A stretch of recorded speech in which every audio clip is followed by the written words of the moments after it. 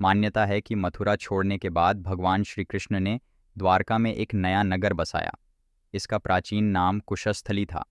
कुछ वर्ष पहले नेशनल इंस्टीट्यूट ऑफ ओशनोग्राफी को समुद्र में प्राचीन द्वारका के अवशेष प्राप्त हुए थे। यह गुजरात के काठियावाड़ क्षेत्र में अरब सागर के द्वीप पर स्थित है। अनेक द्वारों का शहर होने के कारण इस नगर का नाम द्वारका पड़ा।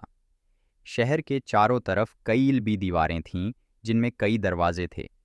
ये दीवारें आज भी समुद्र के गर्त में मौजूद हैं। द्वारका तीर्थयात्रियों के लिए 7 अहम पवित्र स्थानों में से एक है।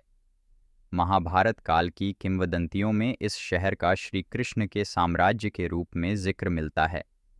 कहा जाता है कि यह शहर श्री कृष्ण के निधन के बाद ही जलमग्न हो गया। द्वारकाधीश मंदिर के पुरोहित मुरली ठाकुर कहते हैं कि भगवान श्री कृष्ण इस शहर में 100 साल तक रहे। द्वारका 84 वर्ग किलोमीटर इलाके में फैला हुआ किलेबंद साम्राज्य था, जो गोमती नदी के किनारे स्थापित था और गोमती का यहाँ हिंद महासागर में संगम होता है। हिंदू धर्म के 4 धामों में से एक द्वारका धाम को भगवान श्री कृष्ण की नगरी कहते हैं। द्वारका धाम गुजरात के काठियावाड़ क्षेत्र में अरब सागर के समीप स्थित है। श्री कृष्ण की द्वारका नगरी के जल विलीन होने की कई पौराणिक कथाएं प्रचलित हैं। चलिए जानते हैं भगवान श्री कृष्ण की द्वारका नगरी के डूबने के पीछे क्या वजह थी।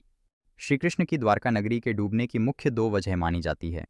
पहला कारण गांधारी का श्राप। पौराणिक कथा के अनुसार जरासंध द्वारा प्रजा पर होने वाले अत्याचारों को रोकने के लिए भगवान श्री कृष्ण मथुरा को छोड़कर चले गए थे।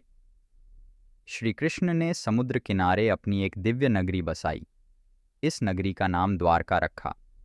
माना जाता है कि महाभारत के 36 वर्ष बाद द्वारका नगरी समुद्र में डूब गई थी। महाभारत में पांडवों की विजय हुई और सभी कौरवों का नाश हो गया था। इसके बाद जब युधिष्ठिर का हस्तिनापुर में राज तिलक हो रहा था, उस समय श्री कृष्ण भी वहां मौजूद थे।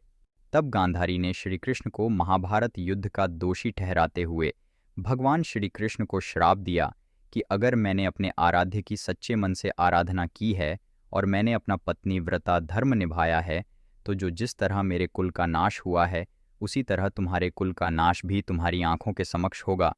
कहते हैं इस श्राप की वजह से श्री कृष्ण की द्वारका नगरी पानी में समा गई।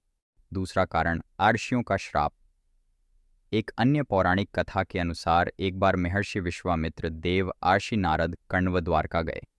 तब यादव वंश के कुछ लड़के अर्षियों के साथ उपहास करने के प्रयोजन से श्री कृष्ण के पुत्र साम को स्त्री वेश में ले गए और अर्षियों से कहा कि यह स्त्री गर्भवती है। आप इसके गर्भ में पल रहे शिशु के बारे में बताइए कि क्या जन्म लेगा। ऋषियों ने अपना अपमान होता देख श्राप दिया कि इसके गर्भ से मुसल उत्पन्न होगा और उस मुसल से समस्त यदुवंशी कुल का विनाश होगा।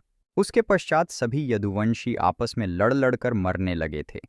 सभी यदुवंशियों की मृत्यु के बाद बलराम ने भी अपना शरीर त्याग दिया था।